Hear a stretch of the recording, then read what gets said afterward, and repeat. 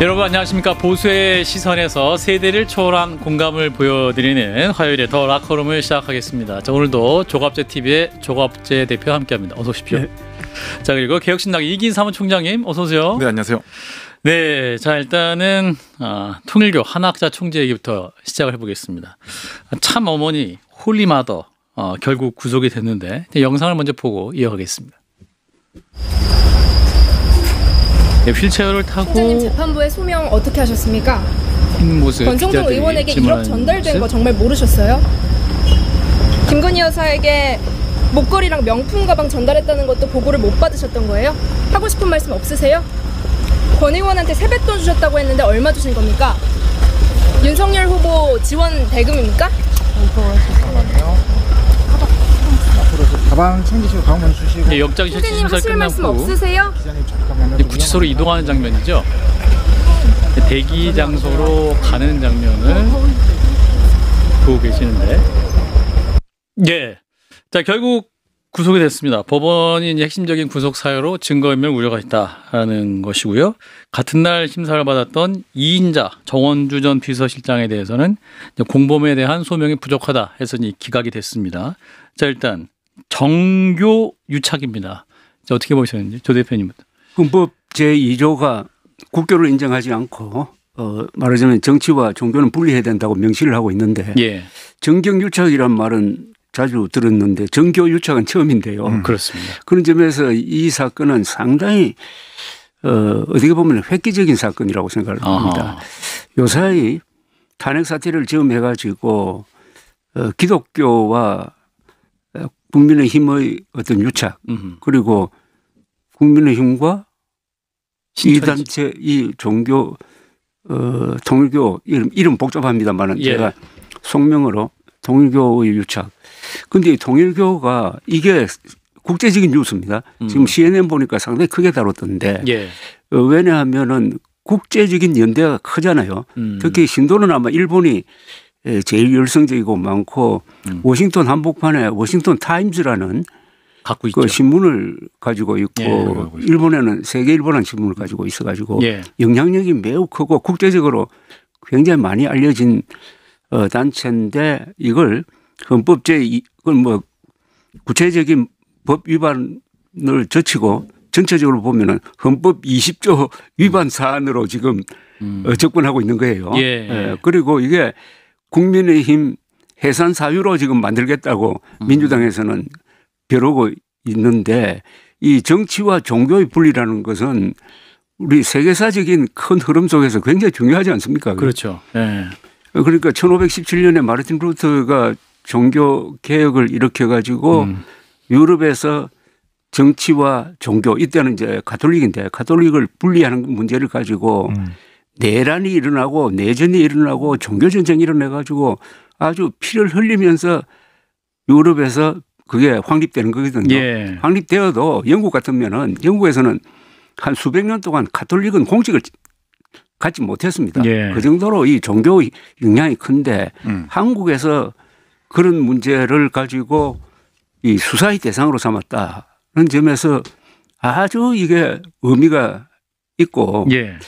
80대 노령이잖아요. 그죠? 예, 한학자 씨 만 82세. 예. 구속되는데 통일교 쪽의 반발이 안 먹혀요. 그것도 아주 특이해요. 예, 이 종교단체를 좀 건드리지 못하거든요. 그렇죠. 그만큼 아마 교세가 강하지 않는 것 같고 여론의 지지가 없으니까 이렇게 아주 쉽게 구속영장이 발부됐다고 그렇게 봅니다. 이긴죠. 저는 이제 비서실장은 기각이 되고 총재는 82의 고령의 나이임에도 발부가 됐다는 것은 어쨌든 범죄 혐의의 소명 필요성이 있다라는 법원의 판단이 있는 거고 더 나아가서 최종 책임자라는 그 무거운 어떤 사법적 책임 이걸 우리가 다시 한번 거기서 의미를 찾아야 될 것 같고요. 예. 반발이 없다가 맞는 것 같아요. 확실히. 그러니까 지금 특검에서는 전국에 120만 당원이 있다. 그리고 국민의힘에 11만 명의 당원이 지금 겹친다라고 얘기하는데 통일교 신도. 예. 근데 통일교 신도들이 직접 유튜브 채널까지 개설해서 우리 당의 그러니까 우리 교단의 교세는 어느 정도다 말을 하고 있거든요. 근데 전국에 활동하는 인원들이 1만 명밖에 안 된답니다. 아, 그래요? 예, 실질적으로 특검이 얘기하는 그 숫자가 정확한 수치인지 제가 잘 모르겠는데 그러니까 교회라는 그분들의 표현에 따르면 전국 200개의 교회가 있고 그 교회마다 예배에 나온 사람들이 50명에서 150명밖에 안 된대요. 그 중에서 필리핀과 일본인들 같은 외국인 빼면은 그리고 또 청소년들 빼면은 실질적 예배 활동이 10,000명이라는 겁니다. 그래서 그 수치가 아마 거짓말이다라고 주장을 하고 있거든요. 그게 근데 거짓말인지 아닌지 모르겠지만 확실히 이렇게 총재가 구속이 됐음에도 반발이 없다라는 것은 우리가 지금 보도에서 보는 것만큼 통일교의 교세가 그렇게 넓거나 깊지는 않다라는 걸 알 수 있는 거고 당원을 가입했다고 해서 정교 유착이 됐다라고 단정 지을 수 없겠습니다만 어쨌든 이권 청탁이라는 정황들이 좀 속속 보이고 있는 거잖아요. 지난 대선에서도 5개의 지구장, 교구장들과 나눴었던 그 건진법사와의 문자가 지금 공개되기도 하고 있었고 그러니까 그것과 또 혹시나 통일교의 교리를 정당을 통해서 실현하려고 하는 것은 아닌지 이런 부분들도 종합적으로 봐서 정교유착에 대한 어떤 이 혐의들을 입증해야 된다고 생각을 합니다. 사실 문선명 총재가 이제 교주잖아요. 그렇죠. 예, 이제 문선명이 근데 죽은 다음에 이제 부인인 한학자 총재가 이제 뭐 독생녀라는 새로운 교리를 통해서 이제 이어간 건데 그 과정이 이제 승계 과정이 원활하지 못했던 것 같고 원래 총재가 이제 사라지니까 네. 이제 그 믿음도 흔들릴 수밖에 없는 거죠 사실은. 예, 그 신앙 자체도. 자 그래서 이제 지금 이제 국민의힘의 그 당사, 그러니까 이제 데이터 명부를 압수수색을 해가지고 명단을 확보했지 않습니까? 그럼 이 부분이 이 관련 이 수사가 그럼 어떻게까지 이제 확대가 될 수 있을 것이냐? 조 대표님 어떻게 보십니까? 12만 명이라고 그러던데. 예. 12만 명이면은 거기에 대해서 송원석 원내대표는 국민의힘의 당원이 500만이다. 전체 국민들의 10%다. 그러니까 네. 보면은 네. 당원 신도 숫자가 120만인 거기서 12만은 뭐 자연스러운 거다 이랬는데 네. 우선 국민의힘의 당원이 500만이라는 이야기는 저는 좀 믿기 힘들고요. 네. 그래서 12만 명 이것도 이 숫자도 상당히 과장됐을 가능성이 있지만은 일단 집단적으로 들어간 거는 사실인 것 같아요. 그게 국민의힘 당대표 선거에서 어떤 역할을 하기 위해서 들어간 것 같은데 예. 그런데 왜 국민의힘과 이 통일교 사이에 별 스스럼없이 이런 관계가 형성되었느냐 하면은 이념적인 게 좀 있는 것 같아요. 이념. 통일교가 이게 70년대만 해도 성공연합이라 그래가지고 이 반공운동을 했습니다. 그리고 굉장히 그 청년운동을 많이 했어요. 네. 하다가 80년대 말에 문선명 씨가 평양을 방문해가지고 김일성하고 포옹을 했습니다. 맞아요. 그 이후부터 이 정당에 대해서 반공적으로 보지 않는 거예요. 그러나 거기 구성원들 중에서는 상당히 이게 논리적으로 공산주의와 싸웠던 사람들도 있습니다. 네. 그런 점에서 이 같은 보수 정당으로서 국민의힘 사이에 이런 별 스스럼 없는 관계가 형성된 것 같은데 결국 이 통일교가 이제 기독교 정통 기독교에서는 이제 이단으로 규정하고 예. 뭐 교리는 확실히 이단적이죠. 예. 그런데 결국은 이게 일종의 기업 비슷하게 되어버린 것 같아요. 네네. 그런데 이분들이 투자를 잘합니다. 특히 여의도에 투자해가지고 땅이 많아요. 큰 건물도 네. 뭐 올리고 해가지고 이번에 결국 당원 가입하고 뭐 권성동 씨한테 돈 주고 한 그 모든 것의 목표는 돈벌이더라고 결국. 그러니까 이 신흥 종교의 어떤 마지막 단계를 보는 것 같아요. 그런 이념이나 종교성이 빠지고 결국 남는 건 돈벌이로 간 것 아니냐 하는 그런 점에서 이 신흥 종교 연구하는 사람들한테는 좋은 사례고 사이클이라고 생각합니다. 예. 사실 이제 내부적으로 그러니까 문선명 씨의 아들 그리고 이제 한학자 씨와 내부 다툼이 있다는 거죠. 그 안에 이제 돈 문제도 있고 그래서 그 권력 다툼이 있기 때문에 지금 총재가 구속이 돼도 그 내부적으로 결속이 약한 이유가 구속이 차라리 돼가지고 반대편에 싸우는 사람들 자기들이 이제 어떤 뭐 그걸 또 차지하려고 하는 권력을 그런, 획득하겠다. 예, 뭐 그런 식의 움직임이 있는 거. 여기에 참 일본 팩트가 있잖아요. 예, 그렇죠? 예.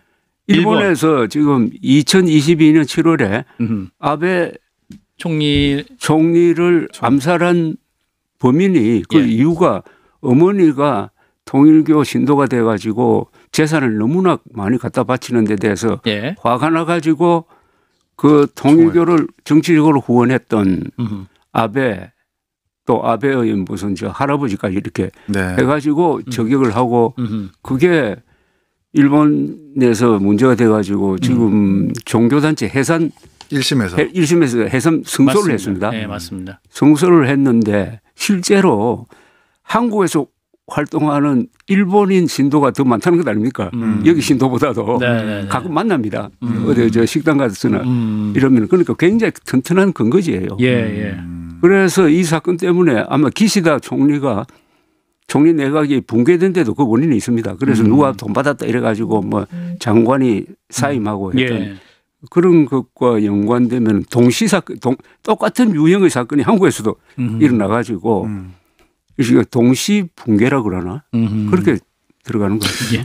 종교 해산 결정까지 이어질 수 있지 않을까라는 생각이, 왜냐하면 이게 종교의 말단 구성원이 일으켰었던 비위나 일탈이 아니라 총재 차원에서 그리고 국민의힘의 어떤 원내대표 최고 지도자 차원에서 있었던 어떻게 보면 거래이기 때문에 이 사건이 확정적으로 뭔가 혐의가 밝혀진다면 시민사회 내지는 뭐 어떤 법원에서 이 종교는 존속되는 것이 맞다 안 맞다라는 판단까지 내리지 않을까라는 생각이 들고요. 2022년 3월달 대선에 이렇게 개입했었던 정황도 있었지만 2023년 3월달에 전당대회에 개입했었던 정황까지 막 의혹이 나오고 있잖아요. 그 전당대회 출마자가 저였습니다. 그때 이제 뭐 천하용인 팀 같이 꾸려가지고 했었던 그 전당대회와 그 전당대회였었거든요. 천하람 대표자도 나왔던. 그렇죠. 최고위원 후보 김용태 하원아 후보 나오고 청년 최고위원 후보 제가 나왔었을 때 그때 춤도 추고 그렇죠. 응원단 영상 기억나네. 갑자기 새록새록 그랬구나. 그때 아무리 두드려도 안 된다라는 느낌이 들었는데 그게 혹시나 통일교의 단단한 개입 때문이었다면 이거 전 손해배상이라도 청구하려고요. 그때 낙선의 이유가 그렇죠. 물론 뭐 저의 부족함도 있었겠지만 그게 정말 맞다면 이건 정말 민족 기본 질서를 위배하는 중대한 사안이기 때문에 참 그건 좀 지켜봐야 되겠다는 생각이 듭니다. 그렇군요. 사실 뭐 대선 다음 날도 뭐 한학자 총재에게 참부모님 서신 보고 문건을 통해서 이제 대선 개입을 의심할 수 있는 뭐 그런 얘기도 많이 나오고 있는 상황이기 때문에 또 추후 수사 과정을 또 지켜봐야 될 것 같습니다. 자, 이런 가운데 윤석열 전 대통령 최근 보석을 청구했습니다. 보석 신문이 26일 진행된다고 하죠. 이제 윤 전 대통령 측에서는 보석이 허용되면 지금까지 재판 안 나가는 한 10번째 안 나간 것 같은데 재판도 나가고 특검도 나가겠다. 이렇게 얘기를 하고 있습니다.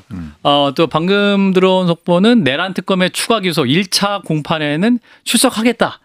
뭐 이렇게 또 지금 얘기를 하고 있는 상황입니다. 뭔가 심경의 변화가 있는 것인지 이제 보석을 받으면 구치소를 나간 상태에서 이제 재판과 뭐 이런 걸 또 진행하고 싶다 이런 바람을 말하고 있는 것 같은데 조 대표님 어떻게 보셨어요? 그런데 변호인단이 제출한 그 보석 신청서에 병명이 올라 있는데요. 그 병명이 이래요. 당뇨병, 고콜레스테롤 혈증, 경동맥 협착, 심장혈관 질환, 당뇨 망막증, 실명 위험, 간수치 증상인 6배인데 저는 이 정도 같으면은 과연 주 4회 재판을 감당할 수 있느냐 하는 생각은 들어요. 한번 오전에 나가면은 저녁 한 6시까지 앉아 있어야 되는 것 아닙니까? 그래서 이제는 이 보석 문제도 좀 생각할 필요가 있는. 저는 재판받다가 사고 나면 안 되잖아요. 그죠? 거기까지 생각해가지고 많은 사람들이 사고 날려야 있겠나 뭐 이러지만 사고는 항상 사고 날 때까지는 사고가 안 나는데 그럴까지 생각하면은 여기에 대해서는 좀 배려가 아닙니다. 그죠? 법리에 따라서 좀 냉정하게 생각할 필요가 있다고 생각합니다. 이제는 뭐 과거에 구속 취소의 그 악몽이 있어가지고 또 수사에 협조하지 않고 해놓으니까 여러 가지로 인기는 없지만은 지금 어쨌든 이런 상태에서 재판을 하다가 재판받다가 쓰러져 버린다? 그런까지 예상해야 되는 거 아닙니까? 근데 또 혹시 풀어주면 또 이분이 자유롭게 이동을 하신다거나 하면 또 이제 그 집회에 나가가지고 선전선동하지 않겠냐. 또 그런 반론도 있을 수 있고. 그것도 그건데요. 지금 조희대 대법원장이랑 지기현 판사가 민주당으로부터 받는 공격을 생각을 해보면 만약에 보석 결정한 판사가 있다. 난리가 날 겁니다. 그 판사가? 그걸 지금 타이밍 안 좋아요. 안 좋은데. 지금 형량상 사실 내란죄라고 하는 건 무기징역 또는 사형일 텐데 이렇게 중대한 사안에 대해서 어떻게 재판도 9차례 불출석한 10번이죠. 10번 불출석한 그 피의자를 어떻게 보석으로 풀어주느냐. 라고 하는 것은 판사가 아마 부담이 돼서. 그런데 보석일 경우에는 주거를 제한할 수 있죠. 그럴 수 있죠. 그럴 수 있죠. 그리고 곽종건 특전사령관도 지금 신병으로 불구속 재판 받고 있잖아요. 그렇죠. 그렇죠. 그리고 조지호 네, 경찰청장도 혈액암이죠. 근데 제가 알고 있기로는 당뇨 수감자는 당뇨 수감자에 맞는 식단이 나오는 걸로 알고 있고 콜레스테롤 협착이나 뭐 그런 어떤 병명에 있어서는 반입되는 약품은 충분히 다 허용 가능하기 때문에 관리가 가능한 병명들이라서 아직은 요걸로 아마 법원에서 보석을 결정하기는 힘들 것 같다는 생각이 또 무엇보다 사안이 너무 중대합니다. 네, 내란죄이기 때문에 형량이 뭐 5년 내지는 뭐 다른 어떤 범죄라면 모르겠지만 내란죄라서 법원이 좀 부담을 느낄 것 같다는 생각도 드네요. 네. 사실 이제 윤 전 대통령이 이제 현직에 있을 때도 좀 몸이 아프다는 얘기 좀 많이 있었거든요. 예. 그러니까 이제 이 몸 상태로 또 국정을 또 제대로 운영했었을까 그런 생각도 좀 들기도 하고. 예. 아무튼 윤 전 대통령 측 보석 신문 26일 진행된다고 하고요. 자, 김건희 씨 첫 형사 재판이 또 내일 열립니다. 법원이 제한적으로 촬영을 허가했습니다. 정해진 장소에서 언론사들이 찍을 수 있다. 그러니까 김건희 씨 모습이 공개될 예정인데 결국 또 관심이 많이 갈 것 같습니다. 그렇죠. 네. 김건희 씨의 모습, 뭐 옷 입는 것부터 인사하는 것까지 일거수일투족이 다 뉴스거리가 되었는데 예. 이렇게 상당히 길게 노출되는 건 처음인 것 같은데요. 맞습니다. 예. 그런데 하여튼 생각해 보면 꿈 같지 않아요. 어떻게 이런 일이 벌어질 수 있느냐. 불과 몇 개월 전만 해도 상상하기 어려운 일이 지금 벌어졌는데 네. 아마 김건희 씨가 지금 남편보다는 더 건강한 것 같아요. 그래서 나이도 젊고 이 정권의 본질을 보여주는 거라고 생각을 합니다. 그러니까 김건희, 윤석열 공동 정권이었잖아요. 그러니까 다 같이 감옥에 간 거 아닙니까? 공동 정권이니까 또 한 일도 보면은 남편 해야 될 일을 상당 부분은 부인이 맡아서 한 부분도 있고 공동정권이라니까 생각나는데 1980년대 후반 북한은 김일성, 김정일 공동정권이었거든요. 그 이야기는 황장희 선생이 망명해가지고 한국에 와가지고 한 이야기부터 북한을 보는 시각이 달라졌습니다. 김일성 절대주의자가 아니고 나중에는 김정일이가 아버지를 끌고 가서 이렇게 했구나 하는 건데 이번 이 정권도 실세가 김건희 씨가 아닌가 하는 그런 생각이 드는데 예.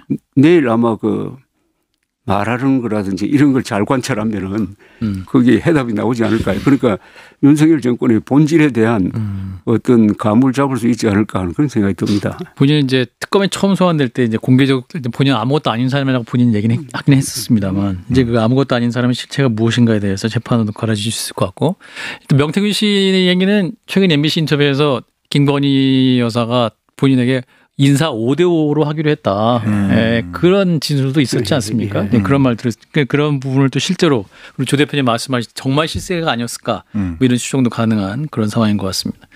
자, 한동훈 전 대표 얘기하면서 다음 영상 볼 텐데 한동훈 전 대표 오늘 예정된 공판전 증인신문에 출석 안 했습니다. 우리 조 대표님이 나가야 된다라고 이렇게 말씀해 주셨는데 안 나갔고 대신 어제 라이브 방송에서 열흘살이 전국 투어를 하겠다. 이렇게 밝혔습니다. 그래서 특검에서는 이제 특별 송달, 그러니까 법원 집행관이 당사자에게 직접 소환장을 전달하는 특별 송달까지 지금 요청한 상황인데 한동훈 전 대표의 행보는 어떻게 보십니까, 대표님부터? 저거는 뭔가 좀 법률가로서는 더구나 법무부 장관을 지낸 사람이고 아주 유명한 검사로서는 이런 행동이 잘 이해가 잘 안 될 것 같아요. 상식적인 입장에서. 좀 제가 거듭 말씀드리지만은 거기 나가서 뭐 거짓말 할 필요 없잖아요. 역사적 사실에 대해서 있는 그대로 이야기하면 되지 않습니까? 또 이거는 두고 본인의 정치적 자산이 될 만한 부분에 대한 이야기라고. 다만 이제 그렇게 하면은 배신자 프레임이 더 굳어질 것이라는 이 걱정을 하는 것 같은데 네네. 그래도 어떻게 합니까? 이게 우리나라 현대사의 결정적 순간에 대한 결정적 증언을 해야 될 결정적 인물인데 한동훈 대표 빼고 대신 그 이야기를 해줄 사람이 없잖아요. 그 생생한 기억과 그게 뭐 책으로 나왔다 한들 그렇죠. 또 법정에 가서 얘기하는 것도 또 다른 차원이기 책은 때문에 개인 의견이고 그게 법정에 나가서 증언을 할 때 그게 국가 기록으로서 공신력을 얻는 것인데 그래야 다음에 나의 활동이 재판에서 이렇게 기록되어 있다라고 인용할 수 있잖아요. 예. 예. 소탐 대실하는 거 아닌가? 소탐 대실이다. 아하. 이인삼원 총장. 그러니까 자기 책을 보라라는 거잖아요, 특검한테. 그리고 KBS 그날 그 다큐도 있고. 근데 그 책을 저도 좀 읽다가 말았지만 읽다 말으셨어요? 소설적 이 형식이 가미되어 있는 거라서 처음에 이제 한동훈 대표님 계엄이래 어쩔 거예요? 그러니까 걱정하지 마. 내가 뭐 할 일이 뭔지 알아. 뭐 이렇게 약간 좀 역사와의 대화. 예, 약간 본인을 약간 소설적으로 이렇게 표현한 것도 있기 때문에 그걸 특검이 보고 조사하는 건 사실 어렵고요.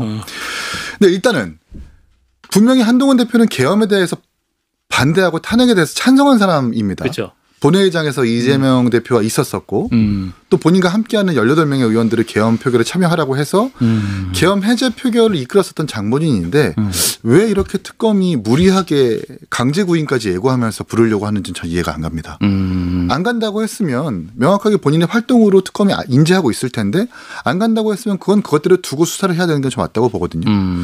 특검이 왜 이렇게 하는지 그러니까 계속 한동훈 대표가 이거 봐라 민주당 주도로 발의가 됐었던 특검이 이렇게 정치적으로 탄압하는 건 아니냐라고 메시지를 낼 수 있는 명분과 빌미를 주는 것이기 때문에 특검이 그럴 필요가 없다라고 저는 생각을 합니다. 첫 번째로. 두 번째는 어쩌면 조 대표님 말씀대로 이게 한동훈 대표한테 기회가 될 수 있거든요. 지금 당내에서 비토 심리가 상당히 강합니다. 한동훈 대표에 대해서.